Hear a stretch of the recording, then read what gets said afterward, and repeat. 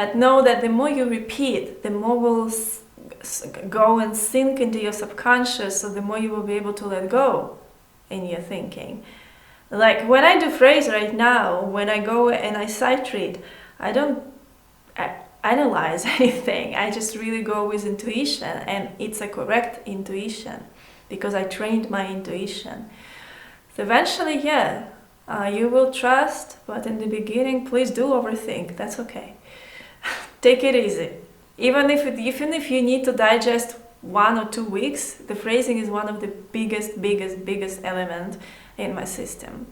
So especially if you have a habit of just by hearing phrasing, you feel compulsive tension in your body and confusion in your mind. You have a huge area of undoing here and rewiring your mind and your whole body system, really. So take your time. Let's go to how to sing and play phrasing to express your ideas, right? Because we discussed before, one thing is, I love your analogy, it's good to know the map, the structure, but if you don't have a car, if you don't know how to go through it and reach destination, it's all gonna be quite difficult. Okay, so can you tell me, when we're gonna sing, what kind of essential 2 type of energy we need to create and be familiar with? There is an energy like something is empty and without any energy at all. Something so light and away from you. And there is an energy of force. It's like a force. That's power. And we go from state of low energy to big energy. So fluid and going forward. Essentially, we want to emphasize something that is moving. It's light, it's far away, and it's moving. Versus the one that is more settled, static, and up close. So it's something that is fluid and moving, and something that is static and up close and rigid. All right. So the better you develop the contrast in the sensations and expression of these 2 energies, the better and the more expressive your phrasing will be. Let's put it that way. All right. And really, those words really came out to me. Not here, not here, not here, not here, not here, not here, right here, right here. You see? Not here, not here, right here, right here. So maybe, it's a very good thing to just start with the words and just say out loud the phrase with correct energy, even before starting singing or playing. As a teacher who is working on phrasing, you cannot expect a pianist to make a good phrasing if the pianist can just say, not here, right here, right here. If it all sounds like, not here, right here. That's what you're gonna get in your playing. So to grasp that very essential change in energy of phrasing, which is what phrasing is all about. It's about change and motion and movement and life. Without that you can't even go on to playing the pieces. Not here, right here. So the static was still having some movement in it. Less movement. I feel that. Right here. The Soviet Union one. Not here. Light and far away. Fluid, moving.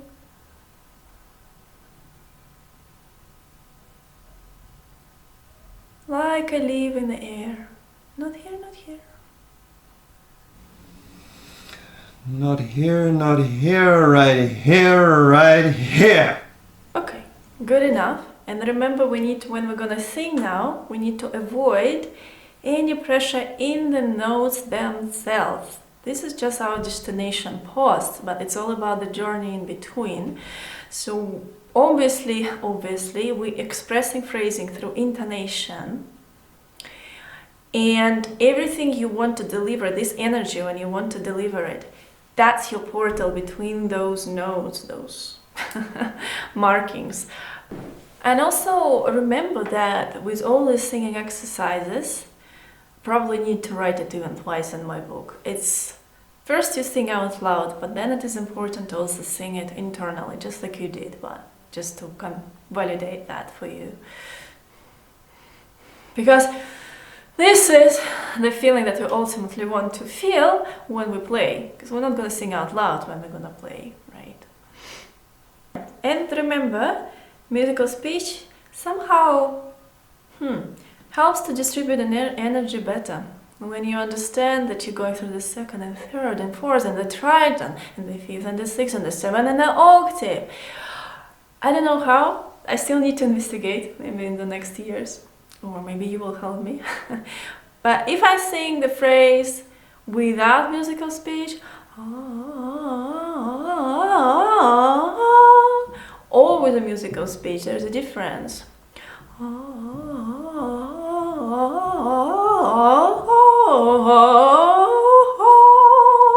I definitely feel it's much more expressive, each interval.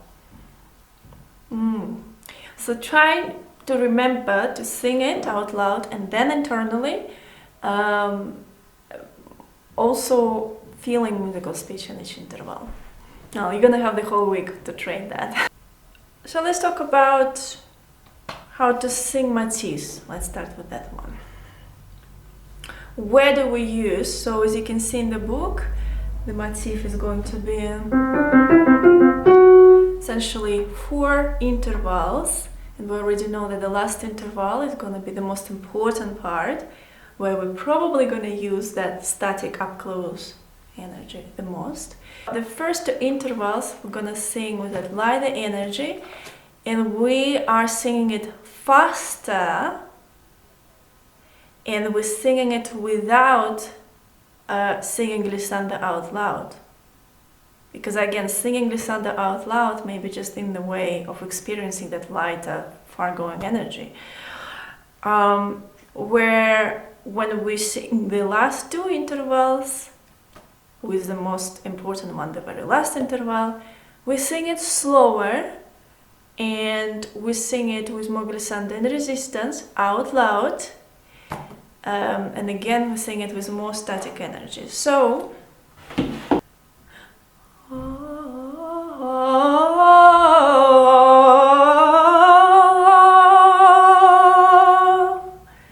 as you can see, the tempo changed. I started faster. I didn't sing out loud, glissando there. And then the second 2 intervals are slow down. I actually naturally increase my voice, but don't think about it. It will probably come to you naturally. And I was actually singing. I had space and time to sing the resistance and glissando out loud. So again,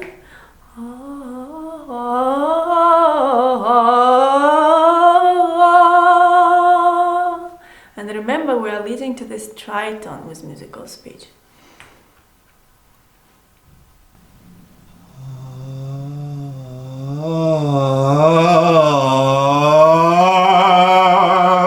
Okay, now you need to sing the first 2 intervals faster, and so feel the resistance on glissando, you see, but you don't have to sing it. This is very important because in phrasing we will also learn how to intonate fast. Didn't mention that in the book, but it's so important to be able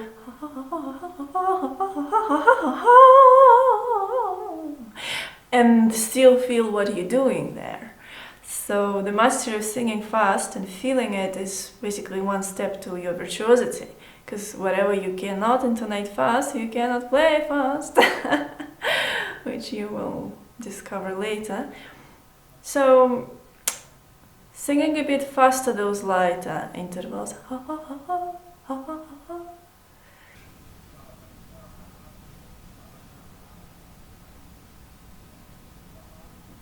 This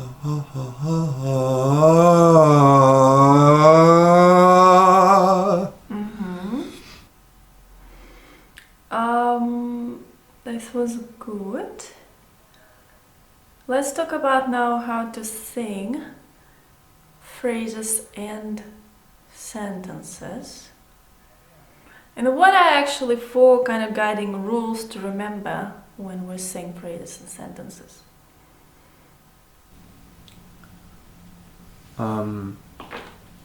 Singing on the one single breath.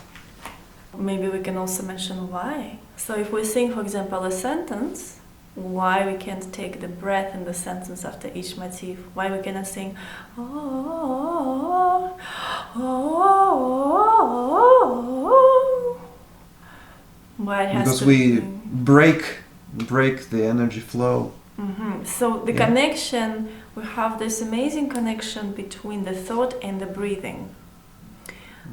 Breathing is a very sacred thing, and so when we're gonna take a breath in the middle of one idea, whether it's one phrase or one sentence, somehow we will not get this solid whole unit in our mind, because the whole idea of actually singing, phrasing fast, is just to get that whole melody into a very small thing in your mind. Done. This is one idea, this is another idea.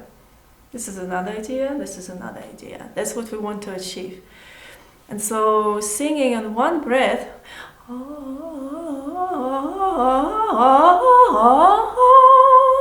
somehow finishes and somehow unites this whole block in our mind. Okay, so we don't break phrase or a sentence with a breath. We only breathe after each phrase or after each sentence. What else? Well, there is no... You don't have to go too far, just remember how I just sang, so you can allow yourself to sing out of pitch. So, like I said in the beginning, we're not really interested in hitting directly those points where we're going, it's all about the journey. So as long as you feel kind of in your mind,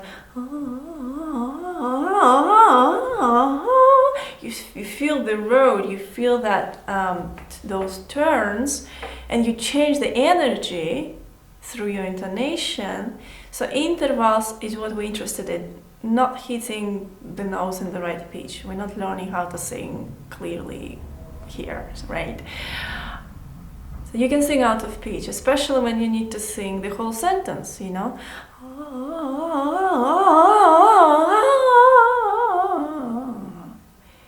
That's gonna come out in a very, very hilarious way, but that's not what we're interested in, right? We need to grasp one unit in our mind, and we need to distribute the energy within it and feel how we do it through intonation. That's what is our interest. Okay, so don't break with the breath. You can sing out of pitch. What else?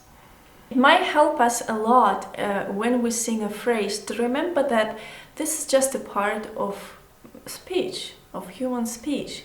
So again, your brain might find it a little bit more comprehensive if you make, not with the breath, but with the timing, little pauses between the blocks. So if it's a phrase and it's gonna have 2 motifs, we can sing like this, to just get the idea of some kind of rhyme and pace in the phrase. So we can take little breaks without breathing between motifs in a phrase, and we can also take little breaks without breathing between phrases in a sentence. So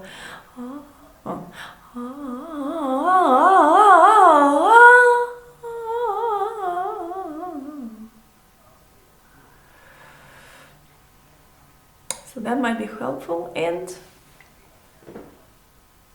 of course,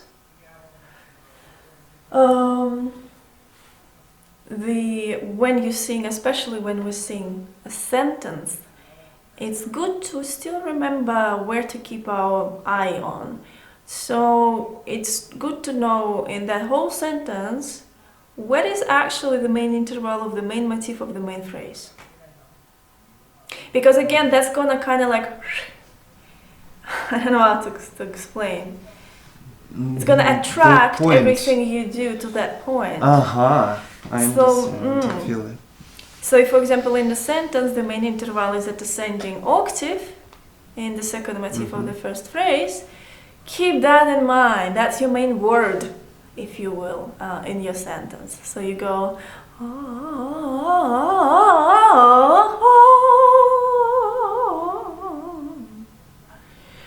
so get that feeling. That's what we ultimately need. In a motif, not here, is going to be the first two intervals. Right here is going to be the second two intervals. In a phrase, not here, in a less important motif, right here, in a more important motif.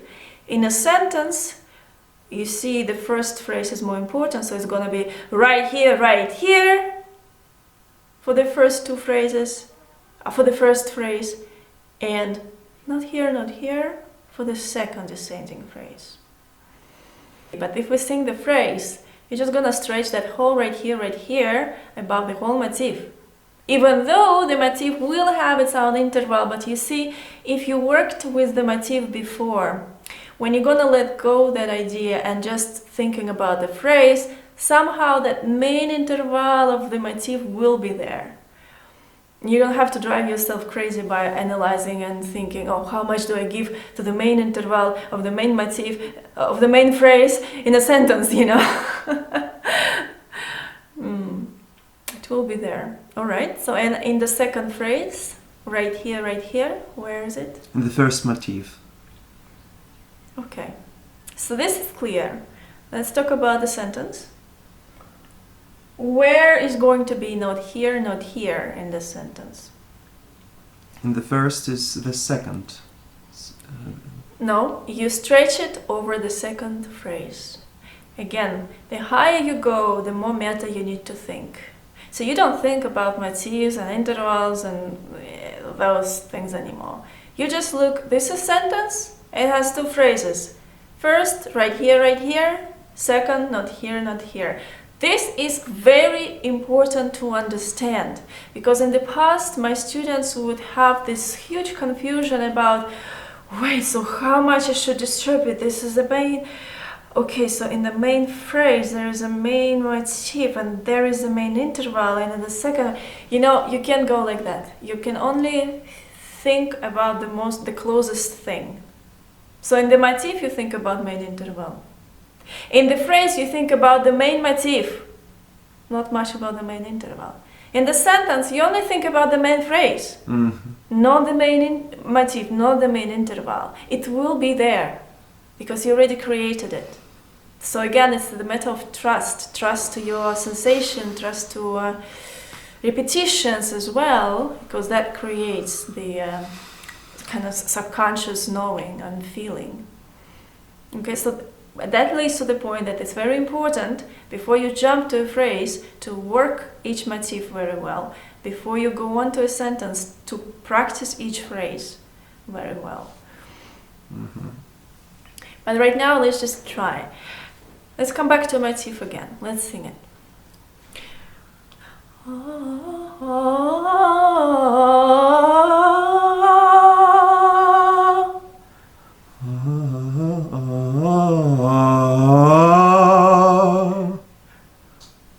Now, copy and paste the same, but now spread it over just the motifs.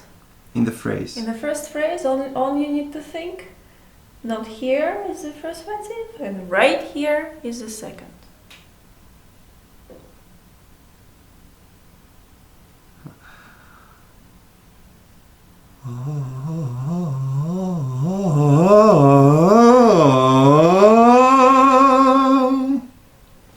Very good. You didn't breathe.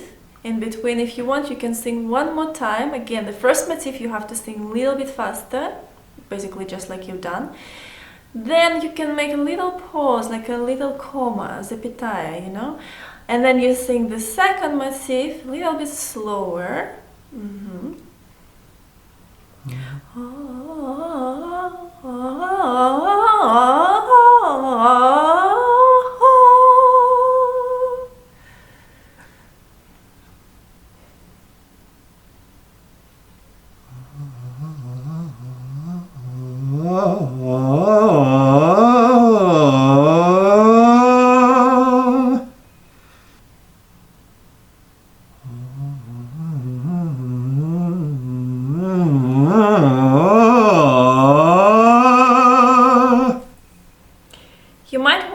sing the first motif a bit faster, not to run out of your breath.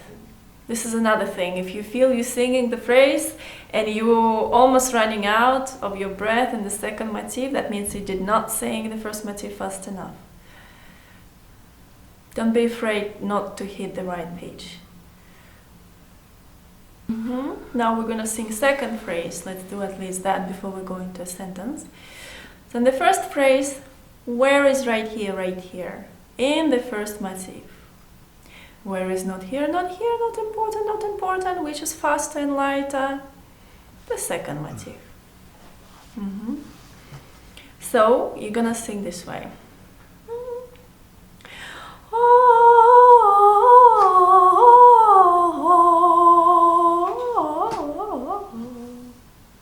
See the difference in tempo as well.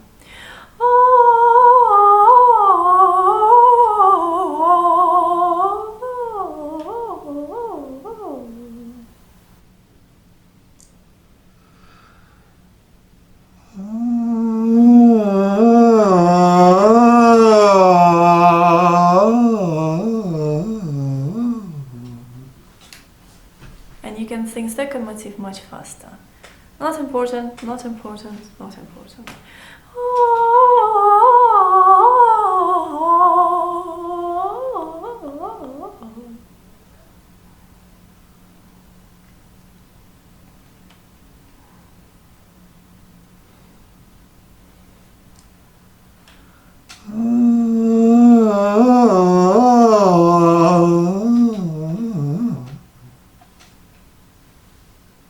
Okay, so now we're moving to a sentence. So in the first sentence, which part is going to be right here? Well, there's only one sentence. Which part is more important? The first part. No. No? Which is what? First phrase. The first phrase of the sentence. Huh? Okay, and the second phrase is meaning not here, meaning lighter and faster. Again, all of this we have to sing on one breath. You can make a little pause between these two phrases. And you can sing completely out of pitch. So you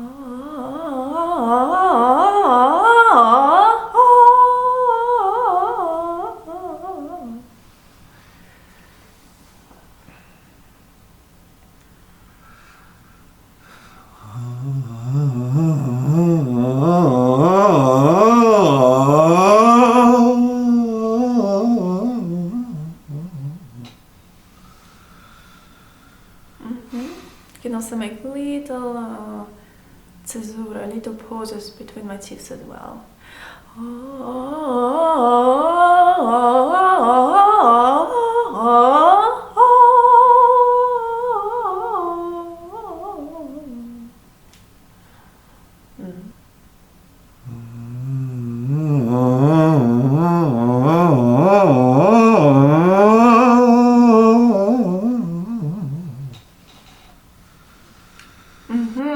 Now, did you get sensation that all those notes were just a part of one small idea? Complete. Finished. Let's go to playing. So what are two important things to remember about playing? One is very general and second one is just applying to exactly this exercise. So when we approach the more important interval in a motif, or motif in a phrase, or phrase in a sentence, when we need to slow down and express more energy, we need to increase the hand motion. This is a very, very fundamental part to understand, because what happens if you're gonna express some more energy with a constrained movement here, you will experience the blockage of energy here, and so it will backfire as a tension in your wrist and your forearm probably as well. So when you, on the other hand, rocking your boat, aligning it with the bigger waves in your energy. This will align your body movement with your inner energy, and everything will be natural. Okay, no tension. All right, so the second thing is, as you can see, we are going to play motifs that are jumping on sevenths and octaves. So keep in mind, this is our changing of position. So we're going to use elbow. As soon as I reach seventh, we're going right to the rule that we learned in book 1. So we move elbow, we make the swing. We move elbow, we make the swing. So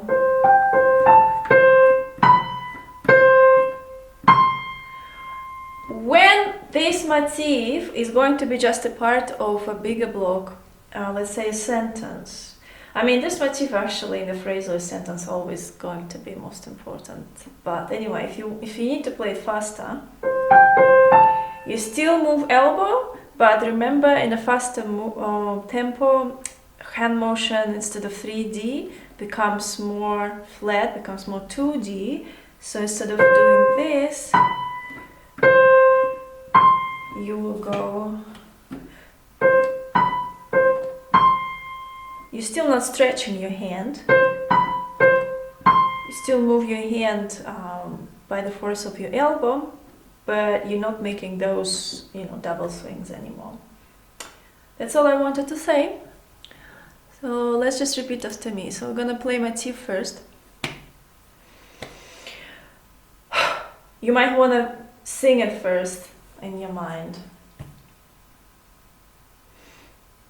and then play.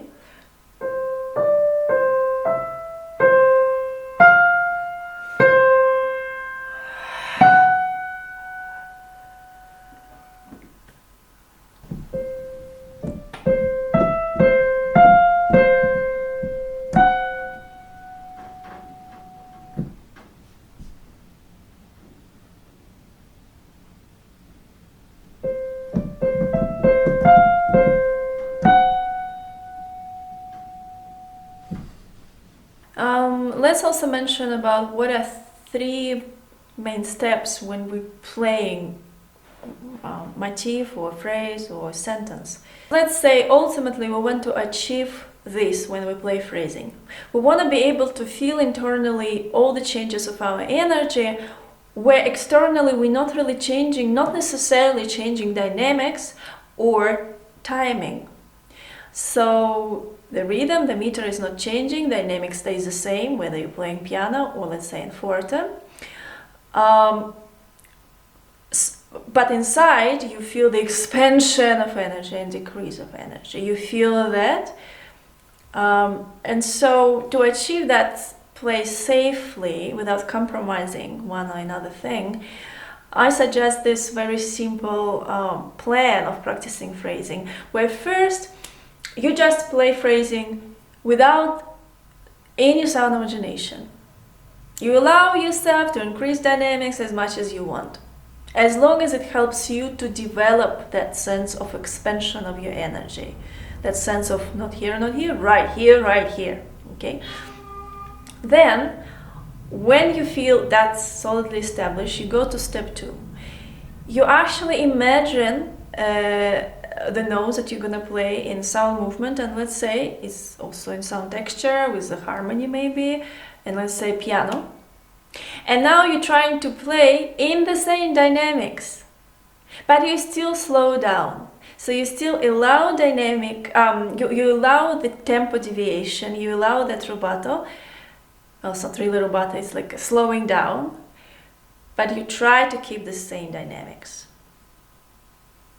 And then the third step is where you keep the same dynamics and you keep the same pace. You don't change anything, but you still feel expansion of energy. So all these 3 steps in a motif could look like this. So the first one, I allow myself change in dynamics and change in tempo.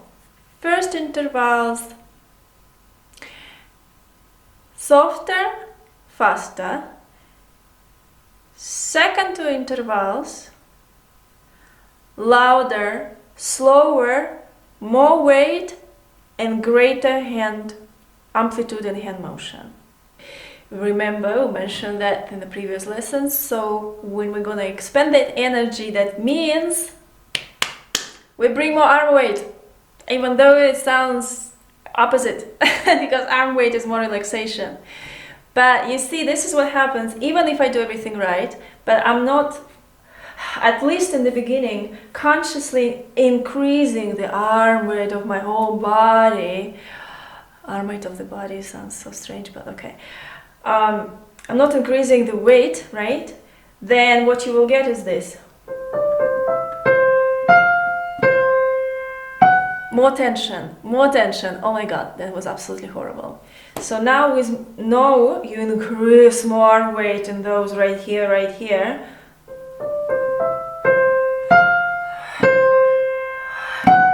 And this is where you got what we discussed yesterday, your figure. Red in the mind and your energy, but green in your body. So you get it all balanced. So remember about that. Increase arm weight in a right here part.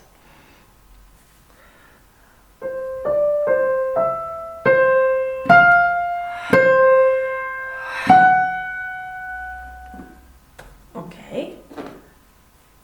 Now second step. I allow myself only change in tempo, but I try to keep the same dynamics. Yet I expend the energy.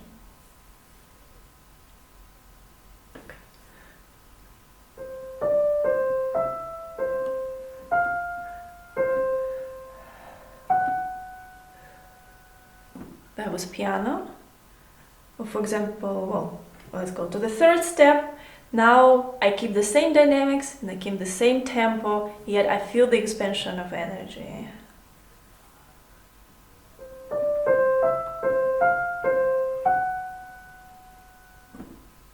You see? In my mind, I just sang,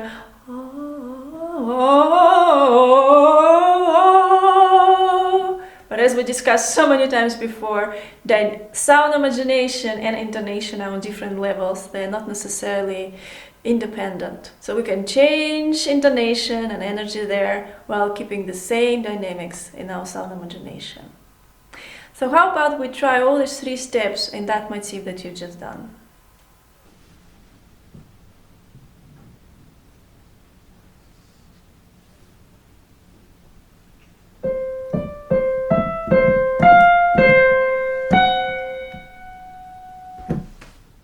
So with the phrase, it's going to be the same. Again, I'll show you all 3 versions.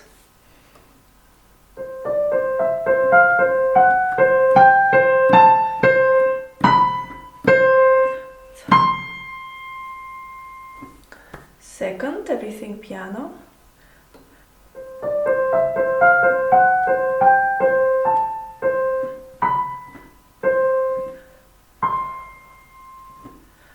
And now everything the same tempo.